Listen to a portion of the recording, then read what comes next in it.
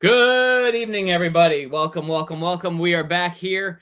It's been a little bit of time, but we are back here tonight. And welcome to IncrediChat. We're back. It's like I said, it's been a while. Tonight we are going to have a great chat with a great graphic novelist, artist, creator. We're not going to waste any time. We're just going to bring him in here. From the great Philadelphia area. Please welcome in creator of Leon, protector of the playground. Please welcome. Oh, what happened to my screen?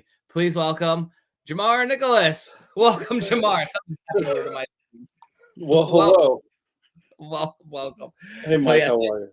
I'm good. I'm good. Thank you so much for joining us here tonight doing this.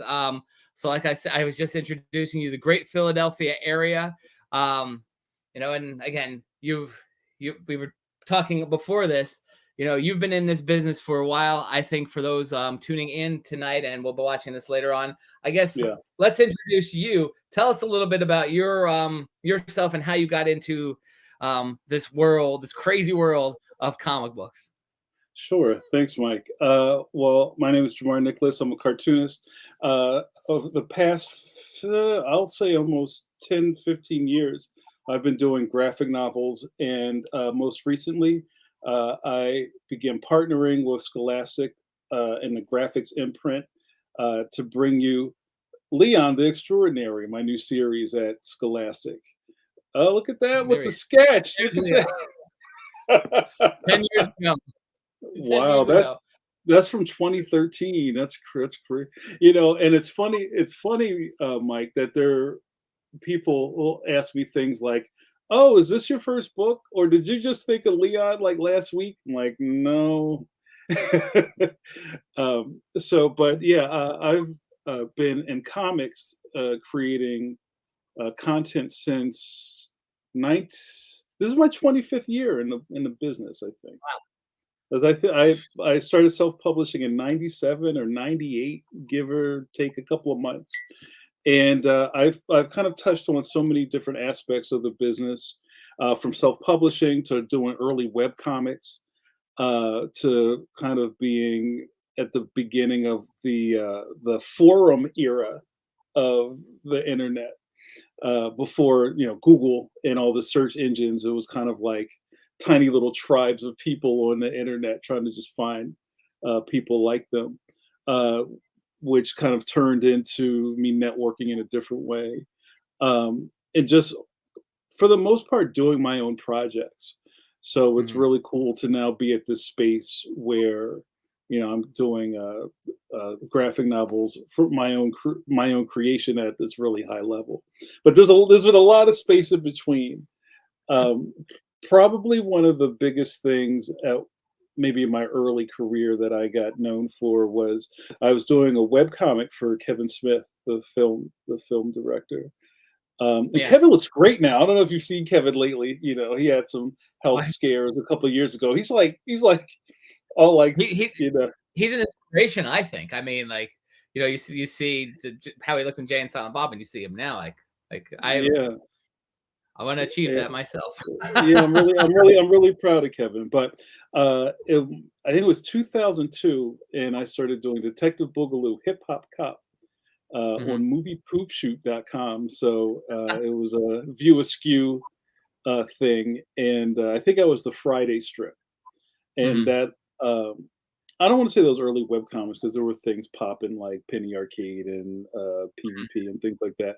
But people were kind of just excited that there was something on the internet that looked like a comic strip. You know what I Yeah. mean? And kind of fast forward to now where there's so much stuff. There's so much stuff. So I'm happy to kind of feel like I got an early foot in. You know what I'm Yeah. saying? So that turned into other projects, and I did some stuff like probably all over the map. And then in 2009, 10, I adapted a graphic novel. I adapted a memoir of this guy, Jeff Canada, Yeah. called Fist Stick Knife Gun. And this is, oddly enough, even early in the graphic novel space, kind of like in traditional book publishing. Mhm. I'm not talking about, like Mouse or anything like that, but it was kind of still newish, where Mhm. you had to kind of explain to people like what a graphic novel was. And I think at Everybody the knows. time, now everybody knows, right? And I think at the time the biggest thing was maybe blankets Mhm. and fun home and things like that were really popping. So it was still kind of uncharted territory in a way, and I just kind of found my footing there, and then I started doing Leon Mhm. books a little after that. So Leon Protector of the Playground was self-published. We did a really early Kickstarter for it back when no one knew what Kickstarter was. Yeah. And I kind of just been off to the races since then. So my thing with Scholastic kind of came from my early legwork doing Protector of the Playground and getting it out in the world. Mhm. Now I wanted to, you mentioned fist, stick, knife, gun, right? The Hmm. Jeffrey Hmm. Kaplan book. I wanted to talk to you a little bit about that because Sure. I work with young people. I work in a high school, so I see books like that.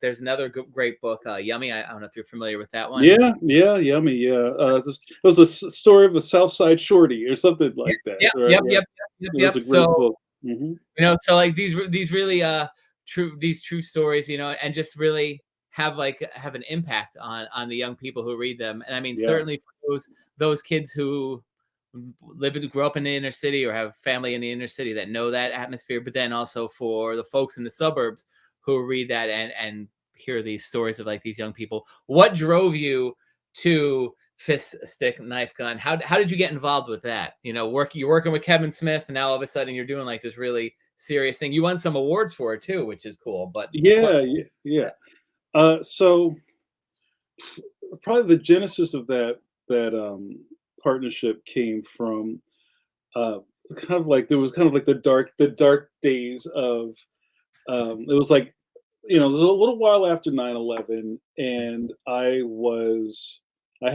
always had like a day job in Mhm. university settings. I'm a higher education guy, so I've always worked in colleges and things like that. So I was always trying to do my hustle on the side, which was comics and freelancing. And then when 9/11 happened, I lost my job, and Mhm. then that was like not the perfect time to be trying to make your way as a freelance illustrator, especially when everybody felt like the world would end at any minute because no one knew what was going on at that point. So I was really scratching and clawing, and I did a lot of just like odd things. Like there was a point where I was a editorial cartoonist for the Philly Tribune. Mhm. Like I was drawing people's hot sauce labels. I was doing whatever I could to just make things happen. And I kind of built up a little bit of a name by then. And by word of mouth, I got a phone call from Beacon Press, Mhm. which was the original publisher of the prose memoir. And they said, listen, you come really, well spoken for, and we'd love to see if you. But yeah, it was, and I just kind of jumped right into it. And Jeff himself kind of handpicked me from a couple of people who were kind of vetting for this gig. And what really spoke to me, just to give a little subtext to this, is that Jeff Canada is a kind of children's advocate and educator, and he runs the Harlem Children's Zone Mhm. in New York. Um, and really, that's the story is about him growing up in the 50s and the 60s amidst just a violent culture. And Mhm. if you're a city kid, or city kids, or you've been around city kids, there's like a really interesting tough Mhm. exoskeleton that we all seem to wear, and that's from kind of growing up having to just like survive every day.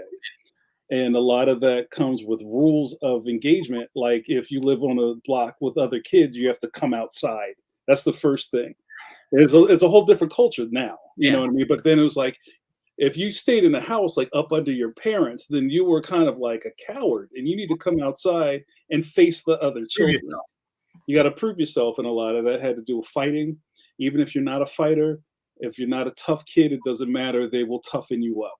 Mhm. So you kind of learn to, once you can, effectively get respect on your own block, then that carries on in the school. So then when you're going through another neighborhood, you might get approached by kids from another neighborhood or another school. You know what I mean? And you have to rep your, it turns into a whole cycle of stuff. So, and it's interesting about the title of the book, Mike, is it kind of shows an elevation, an escalation of violence as time is going on. So it started with you had to, be nice with your hands or know how to fight. And now kids just shoot each other. Yeah. You could see how it's kind of gone. And at the time when I got approached with it, I felt like, wow, this guy was talking about stuff that I went through in the 70s and the 80s. And this was the 50s and the 60s. So it means nothing's changed. And actually it's getting worse. So I felt the responsibility to kind of tell this story. I was like, well, maybe if we do this and it's in a visual fashion, maybe this will help some kids make better choices. So that's really what stuck me to that project. And I'm almost embarrassed to say it's still an important book. Absolutely. I would love to say, Mike, that, oh, you know what, I did this thing 10 something years ago and it kind of came and went, but people are still using this book in classrooms. It shows that things haven't really gotten much better. So I'm glad that I could help out in that way. Yeah. So I just want to say, we have a couple people watching. So Khalid Robinson said, "Stands definitely true now." So he's there. Yeah. And then we got Christy Notice. Hey there, Jamar. And then our storybook store, Tanisha, she's watching us too. Hey. So yeah, folks, if you have any questions for Jamar, but yeah, absolutely, books like that, and it just shows, like you said, this came out and you got into this just like when graphic novels started to really become a thing. I mean, for us comic book fans, they were like trade paperbacks, and it was just like, oh, here's like 5 issues of Superman all combined together. Right, with the stack, right? It was like, it's thick, right? Yeah. Mm-hmm. So, having this, and of course many other books, having a long form story, which especially now, like you said, they're using it in the classrooms. Again, growing up, comic books, we got in trouble for bringing comic books to school. Now teachers are now educators are teaching to these books, and like you said, certainly the message unfortunately still stands true to today. But if somebody reads that and they take away a message from that, then and I'm going to guess that you've probably have people who have reached out to you about that book. Yeah. And said, maybe it affected their life in some way or another. Yeah. In a couple of ways. Like, I've been at shows and I've had young people come over to my table who, from the at first blush, I don't think they're actually, or more along the lines of comic book fans. People come to comic book conventions for a million different reasons. They're not necessarily there to read comic books. But I remember this one young person walked by my table and saw the banner and kind of like backpedaled. And she said to me, "Oh, yo, I read that book in my social sciences class. Yeah. That was really cool. Okay, that's it. Bye." And then she left. You know what I mean? And it's just like, wow. It was really wild to me to see something that I created, it being coming from the indies and just doing everything like hand to hand and hand by hand, stapling each thing, that things were kind of were moving beyond my reach. You know what I mean? It was just like, wow, I don't have a list of the schools and the colleges and stuff that's taught at, but I'm glad it's in the world. Yeah. So it makes me feel like, we're making a difference. So that's great. Gotcha. So, and I'm moving into that, and I'm just going to pop here what Brad Gibson said. This wants to go into Leon. So I love the themes of Leon. Thinking before you act, lost friendships. I mean, definitely going back to the other story. A lot of the issues that young people face is about thinking how you can act, and obviously Leon is much lighter than the other book. But so how did Leon come about? You obviously you said you were in the indies. We all know that. And again, we were talking off beforehand. Leon's been around for quite some time, and he did the Kickstarter. Yeah. How did Leon come about, and what was that process like? Because now everybody wants to do a Kickstarter. There are so many avenues that people can go onto internet, wise in publishing webcomics. But back in the Wild West days of Kickstarter and all that, how did that work for the creation of Leon? Well, I'm not exactly sure the first thing that was in print, but the origin story of Leon goes back to when I was self-publishing. The first thing I did was called the Jamar Chronicles, which was very, we're showing my age. It was kind of like a Rick and Morty thing before Rick and Morty existed, where this character who was basically me was jumping through dimensions trying to save the universe. So it was a lot of like Sliders. Remember that TV show? It was a lot Yeah, like I remember that. that. Yeah, and I've always been in that kind of stuff, like dimension hopping and um, less time travel because I feel like you can do whatever you want when you're kind of messing with dimensions. And before the popularity of multiverses, because everybody's got a multiverse now. That's a whole other thing. Yeah. One of the I only did like 2 issues as a floppy of Jamar Chronicles, but then I started doing it as a web comic. So I kept going with the stories. And in one of the dimensions, and it didn't happen, one of the dimensions that my character was going to go to was this world that was protected by a little kid. And this little kid was basically like Robin. And his Batman kind of went out for a pack of Newports and never came back. So it was a little daddy issue-ish, but it was I love that conversation of, beyond like a cool Robin who always has things figured out like in the new cartoons. Like what if you had this kid who was just stuck in a bat cave and didn't know how to use the stuff? It's kind of like, hey, we got to go save the day. Grab that. I don't know what it does, but it looks like it could do something. Or I don't know how to drive. You have to drive me? Can you drive? You know what I mean? Like I like those conversations, and that was kind of like the spark for. I mean, this was Leon, and his name was Leon even back then, but I never did anything with it. But I kind of put that in my pocket, and I kept developing it. And I think that maybe the first thing in print was in an anthology. It was in one of the Comic Book Legal Defense Fund's Even More Fun anthologies. So if anybody has one of those, that might be from like 2004, 5. I'm not sure. First appearance. Yeah, it's a first appearance, and there's an 8-page Leon story in it. Leon doesn't look anything like he does now. He had a lisp. Like I was even typing THs in his dialogue. And he was a lot younger, and I was working on it, and I was workshopping this. And even after that that anthology, I kind of printed out copies of that, and I would take it to a couple of schools where I had some ends with some of the people that worked there, and I would just like, "Can I read this to your 5th grade class?" And like, "Sure." And they were like, "Wow, that's cool." And I was just like, "No, no, no, this doesn't work." So from that point, I kind of kept chiseling away at this story. And then it wound up being a comic strip at one point. It's going through a lot of iterations. And then I believe it was in 2011, we did a Kickstarter, and it took me a while to actually get my book finished. So it debuted in 2017, and I don't know where the time went. But it debuted in 2017 at the Baltimore Comic-Con after we fulfilled all of the orders from the Kickstarter backers. And I just was like, boom, here it is, Protector of the Playground. What do you think? And people really connected with it. And I don't want to see. I want to be careful how I say this. I don't want to say I was surprised. I was surprised, but I knew I felt like there was something there, and people were really stricken by the cover, and they were like, "Oh wow, this is interesting. This looks new. This is fresh. What is this?" And I just kind of kept running with the ball. So that was kind of like the genesis of where Leon started. I think that got all of the major points in there. Yeah. Now, when you were writing and developing, like obviously you had this cool young character in it. Did you? I guess were you looking at? You did a comic strip. You did the Kickstarter and stuff. Were you looking at it as like, hey, this is going to be something that's going to catch on, and and again, these were the early days of graphic novels, anyways, when you were doing this.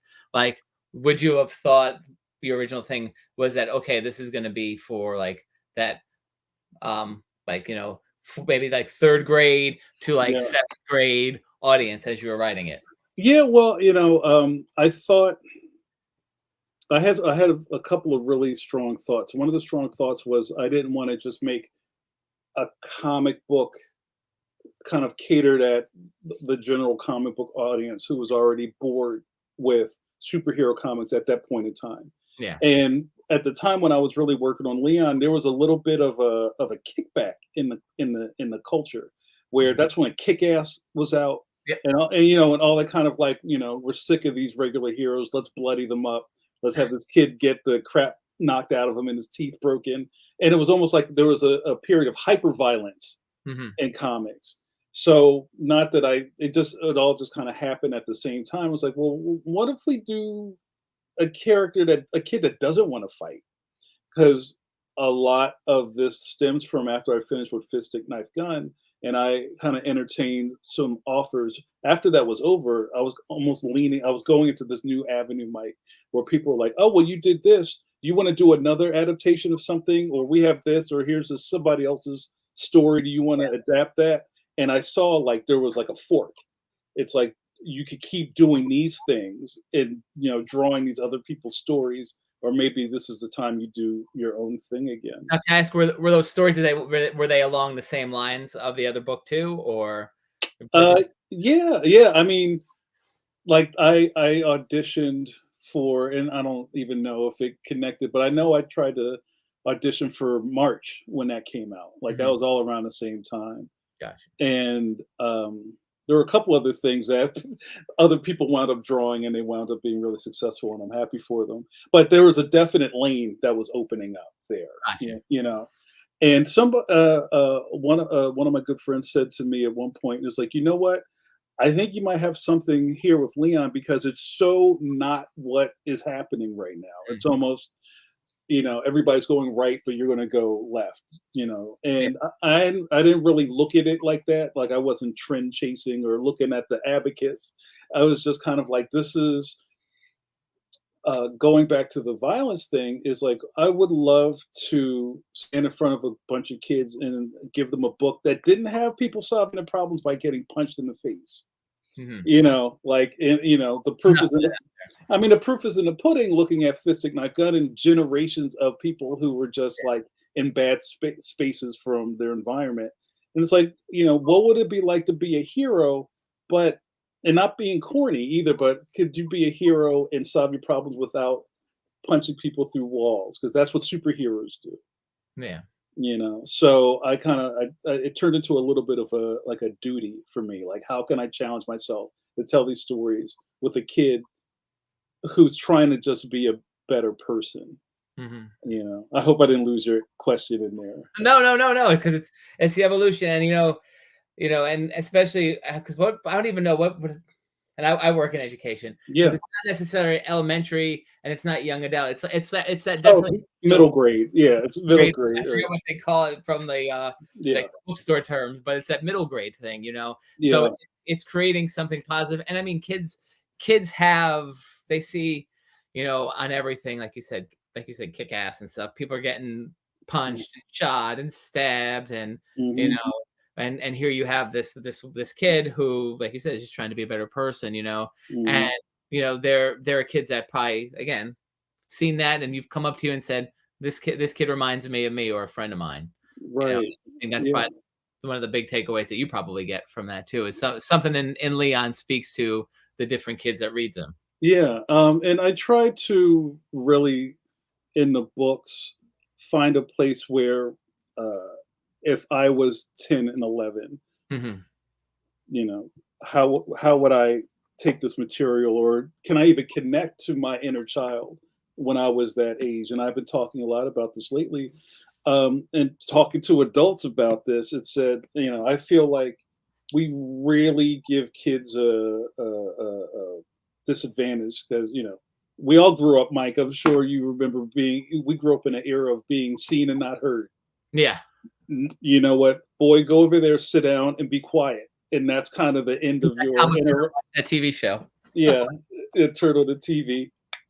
There you go. And and that's it, be quiet. And somewhere in there, I think we start to lose the fact that, you had your own opinions and your own thoughts and your own things about the world. It's just that no one wanted to hear what you had to say.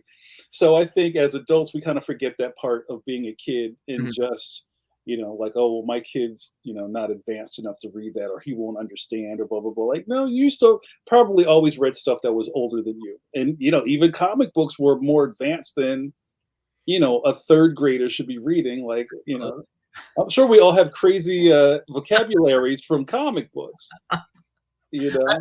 I remember in middle school, like the one book I was Camelot 3000. Hmm. I read that one. I mean, that definitely cool. I liked King Arthur and stuff, but I mean, Yeah. there are definitely adult themes in that comic book. Yeah, so I guess what I'm getting at is that I try to not write down or punch down to kids because, uh, uh, remember, I don't know if you remember when we were young and we got a comic book in school that came with a toothbrush and the tablet that turned your teeth green. Yeah, yeah, And it's like brush, brush, brush, 1, 2, 3, ABC. And I think that's what people think kids' books are. yeah. It's like, okay, here, read that and learn how to turn the nightlight off and go to bed. I was like, but I'm not writing that kind of content. So it's layered, and it also it doesn't insult the intelligence of kids. So I think that's also something that's helpful. Well, I think and just like you're talking about the intelligence of kids too. I think we're in a world now, and again, education has changed drastically since when we were in school. Sure, yeah. I'm joking about how when we were in school, comic books were like so taboo. Like God forbid you got caught with a comic book, and now teachers are now teaching to it. Yeah. I think the power of the graphic novel for, I mean, obviously new language learners who pick up a comic book or a graphic novel, seeing the pictures, tying it in with the words and the story, but then Mhm. also other people other young people who are struggling with reading and stuff, and that just helps visualize it, so it gives them a safe entryway Yeah. into literacy and building their literacy. And that's where I kind of wanted to go with this now too, is we have seen this boom, this explosion um of content like Leon. I was mentioning Raina Telemanger before to you as well. Mhm. Like these graphic novels for kids, and telling stories that aren't necessarily you know like the classic superhero stories. Like there's some educational Mhm. content in that. I think that's huge for the industry, which I Yeah. guess leads into Scholastic, because Scholastic, the book fairs, it's just the name. Yeah. How did he go from Kickstarter Leon and working the Comic Cons? How did you get into the world of Scholastic? Because I mean Well, that obviously opened up your audience yeah. immensely. Well, one of the things that I was fortunate enough to start looking at, this is probably in 2009 or something, was if you could kind of see the tectonic plate started shifting in the industry, Yeah. um, where there's kind of like mainstream comics, there's indie comics, there's all the kind of veins of comics, and then traditional book publishing, where it seemed like, and I don't want to start like a war with anything because I'm still team comics. Mhm. I didn't change sides, but I saw a lot of people fighting for a little bit of land Mhm. in comics. And kind of like the biggest land share was mainstream books like Marvel, DC, what have you, and everybody else is trying to fight to get on this little patch, Yeah. and we all know how incredibly difficult it is to create anything, right? Not necessarily you get to write, or draw Flash, but it's just like I drew something and it took me a year and a half to get it out, and no one read it, and like what that does to your psyche. You know what I'm saying? It's tough. It's a really tough business, and I was kind of seeing like, I think I think there's something else. I think there's something else out there. And I started exploring like traditional publishing. Right after Fist Stick Knife Gun, I got a literary agent Mhm. and just started seeing how this world works. And even my 15, 20 years up to that point, Mhm. of comic knowledge was a great starting point I didn't know much of anything about this new world. So I turned into a student again. Like, how does this work? Wait, so what's the American Library Association conference? What's the midwinter meet? What is all this stuff? So I just started really, educating myself on how traditional publishing works and how like Yeah. multifaceted it is. And I just saw like, well, there's really nobody doing what I'm doing over there. Let me go over here. So I think my time in self-publishing and just being a presence in the industry kind of match where I was going with Leon. So there's a point where I was going to conventions, selling Protector of the Playground. I would sell out everywhere I went. And again, I'm not trying to big myself up, but it just all these things can converge in at the People are same digging place. it. Yeah, it all started to converge at the same place. And I started feeling like, well, you know what? It's great that I can sell out this table of books. That's great. But I feel like I'm not seeing enough kids come by or families come Mhm. by, So, like, well, where are the families at? Where are the children at? Maybe I need to go to libraries. Mhm. Maybe I need to go to school districts. So I'm just trying to figure out what my audience is. And then, um, all of those words kind of landed to where I was trying to figure out the next thing to do with Leon, and I wound up in a really cool bidding war over my next Leon project, and that's where my Scholastic Graphix book deal came from. So I have a multi-book deal with Graphics. At this point, it's a 3-book deal, and Leon Extraordinary I have right here. Look at that, a little There it product is. placement. Is the first book. This just came out in October last year, and I just turned in my art for the next book, Leon the Magnificent, which will be out next year. Nice. So we're just going down the line. So I'm really excited. No, I mean, and again, it's a journey, and I think anybody that may be watching, because that's the one thing you said. There is like this small piece of land, and all these creators going for that small piece of land. Yeah. Here's a perfect story. You've been working on this character for a very long time, and here you are finally. He's out there in the world. He's had his little he's emerged his head a few times, but now you've really had it. So for creators, I mean, I guess what would your advice be in regards to finding that little bit of land? Because you walk around Comic-Con, we can go on to Mm-hmm. Kickstarter now, and there's hundreds, if not thousands, of Mm-hmm. people who want to get their book published. So what advice would you give them? So and that's a great question, Mike. I think what really this stuff comes down to, and I was just talking about this earlier, is that mainly everybody who's been trying to get into comics for the last 20 years probably were fans of comics, or you read comics, or you always Mhm. drew comics in the back of your class, or you breathe this air, right? So there's a part of it where you really want to just see your comic book that you made on the rack next to Fantastic Four. What isn't that the best thing in the world, right? Yeah. And that's fantastic. How you see what I did there? That's fantastic. But what happens after that, right? Yeah. And I think that's kind of a question a lot of people don't really think about. I know I didn't think about it that hard when I got into the comic industry, because I was just trying to like get up the ladder. So it's kind of like if you're drawing a book about, I'm making stuff up. You're drawing a book about, like a super coffee barista. Maybe being at New York Comic Con isn't the best place to sell your coffee comic. Mhm. Maybe you should go to the coffee shops. You know what I mean? It's that kind of thing. It's kind of like it's marketing in a way, and just kind of figure out where is your audience at. And I think if we can, be honest with ourselves and go, yes, I know Comic Con is happening this weekend, but do you need to be there? Like, Mhm. where's your audience? I have a lot of friends who are really successful going to book fairs, or Mhm. going to street fairs, or Yeah. they go up to like the Finger Lakes in New York and set up all weekend at an outdoor festival, and they come out like You know what I mean? Just like, Yeah. counting all the money, because it's kind of like a counter. It's like a counter idea to what we think we're supposed to do as cartoonists. You And know what because I you mean? and mentioning something like that, you stick out because you go into New York Comic Con, for instance.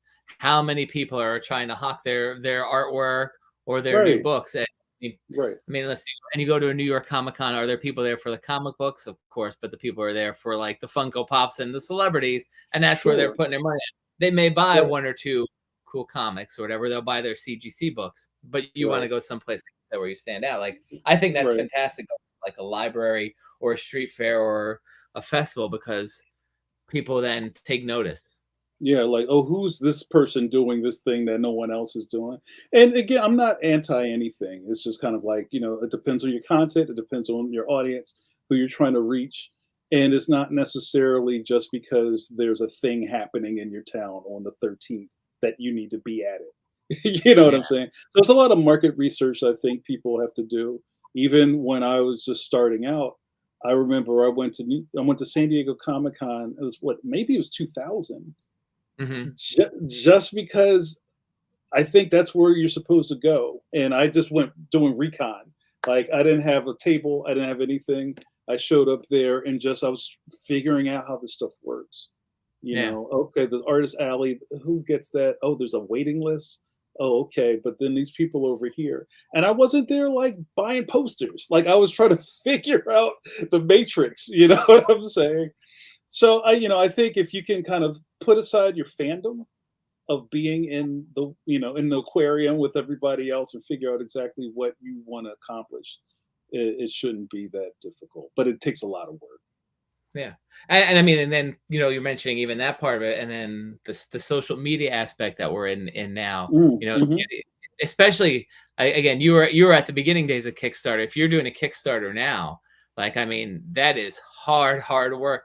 Yeah, The Instagram or the TikToks yeah, or hmm, Facebook, wherever you're doing it, to get those people on there. Because how yeah. long did it take you to fund your initial your initial Kickstarter when you did that first one? Well, it was I did a group thing with my Kids of Comics buddies, John Gallagher, who's now doing Max Meow, Hmm. for Random House, and Rich Faber, and it was like a 3-book project. And we did a campaign, and the first one failed. And then we kind of regrouped and we went back in, and the next one worked. So they turned in their books, and I was still trying to figure out what I'm doing. And a lot of time passed. And then once I kind of figured out what I was trying to do and what my voice was with it, and we plowed ahead and got it done, like, I don't know, like 5 years went by, which was wild. So yeah, that was the time frame. So I guess what I could say here is that nobody really has it figured out, but you just kind of have to figure out in a way what's working for you or what isn't. Yeah. That's fantastic advice too, just because it's a long process. Fame and that stuff does not come No, overnight. no, I have a couple of comments I want to throw out here. sure. So our storybook store, Tanisha, she's reading it now. Love it.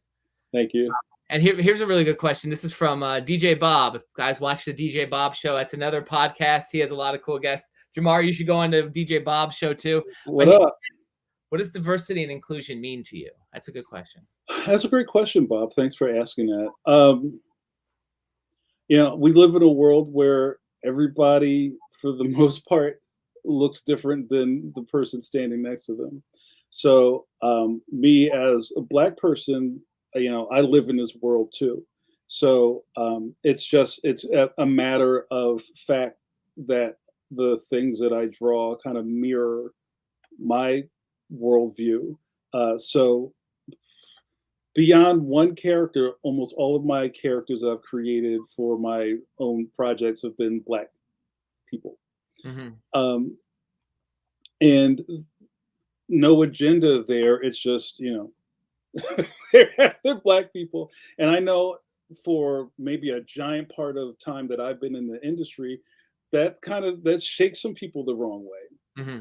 And I've gone on record a couple of times with saying, even when I did Protector of the Playground, it's kind of like what I'm doing is so, and I'm not the originator of any of this stuff, but I'm in a space where you don't see a lot of it.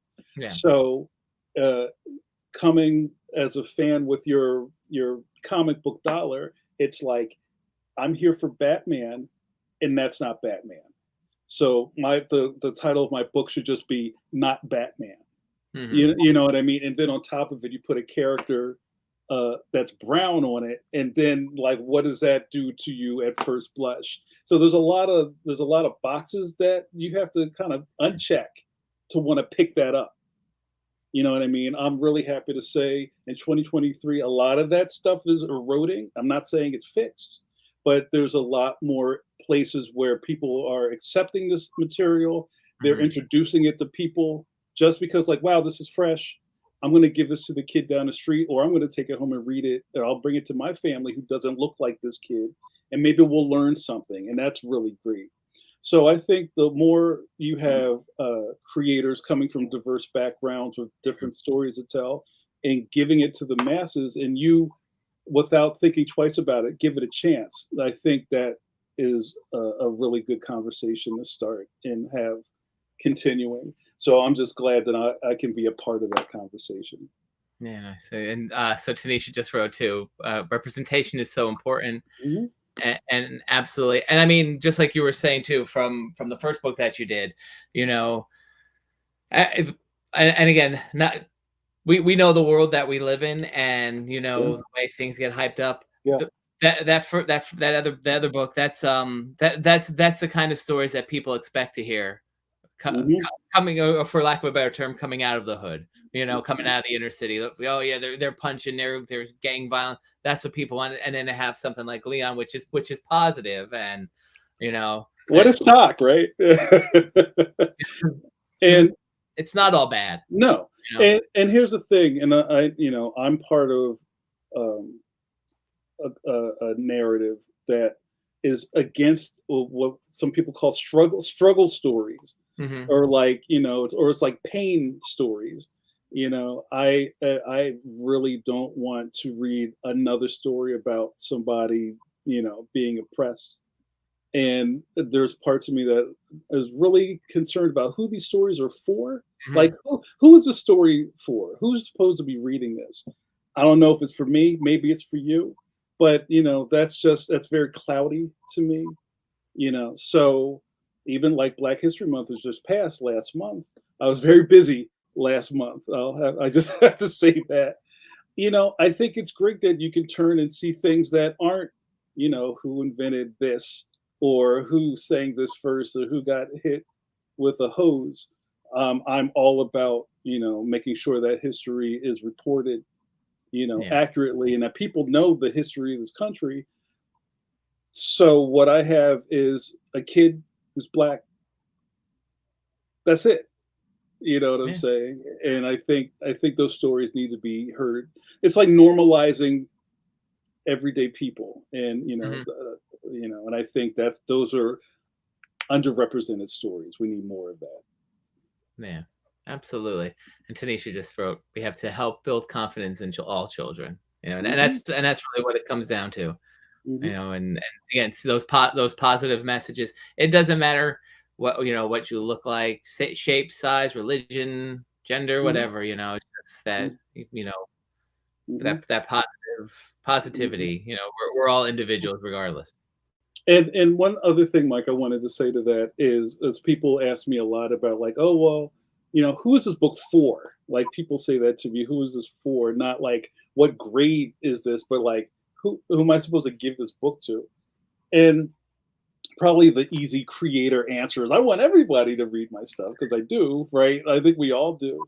But I think it's just as important to me to see a black family show up and pick up the new Leon book as it is a white family, because I Yeah. think in either of those instances, people are going home and they're going to start a conversation with the kids about what's in here. And even in this last book, it's layered. This first book here, Leon Extraordinary, is basically Leon's origin story, and it talks about bullying. It talks Hmm. about kids' addiction to cell phones. You know, it talks about, you know, friendships and all that kind of stuff that happens in kid worlds, and it's really nuanced in a way, but it's not, it's not fake. Like kids go through that kind of stuff. And across the So board, whatever kind of kid you are, everybody deals with it. right, you know what I mean. So, and also if you can look at this and see this little black kid who's the hero, and you don't think twice about it, that I think that we're making some progress. Yeah. Yeah, excellent. I'm just reading Tanisha wrote the story of Leon is for everything. Yeah, there you go. There you go. I love it. Big fan. So let me ask you now too. So Scholastic, you've had this incredible journey. What are your hopes for Leon going forward after these 3 books? So my hope is that we continue making more books. I feel like I'm just getting started. Uh, uh, where I just, like I said, the next book comes out next year. I'm already in the middle of writing book 3. So, let's do 4, 5, and 6. We'll just keep it going. But it's really going to depend on, the world to want to see more Leon stories. So I encourage everybody who is interested in this to go pick it up. And I say this a lot because, sometimes, Mike, I'm pressed with this being a kid's book. Why do I want to read a kid's book? But I feel like there's something in this stuff for everyone. Yeah. And if you're not interested in the content, like I said, buy it and give it to the kid down the street, or put it in that little library thing at the top of your block. Yeah, you know what I'm saying? Because I think everybody is better off for having things like this in the world. The world does need more positive things. So so thank you for giving us Leon and this positive new character, or not new character. I want to say new character, new to the people who are just discovering it now, but who's been around there. Yeah. So outside of Leon, is there any other projects that you're working on right now too that we should know about? You know what? My full-time gig is Leon. All right. Yeah. So just I'm working hard on the next thing. And I'm doing a lot of school visits and doing some travel, on the Johnny Appleseed Road to make sure everybody discovers Leon. So, just more of that. If you're an educator or have educators in your family, or the principal of the elementary school in your neighborhood, tell them that there's this guy that does school visits, and maybe your school district needs Leon too. Nice. And so I have, and I guess on that note too, on the bottom here, scrolling for anybody watching, I have your website up there. So, here we go. I'm just going to put this up here from J. Robert Dean, Saving the World, one Leon at a time. There you go. Yes, sir. Thank you for that. There you go.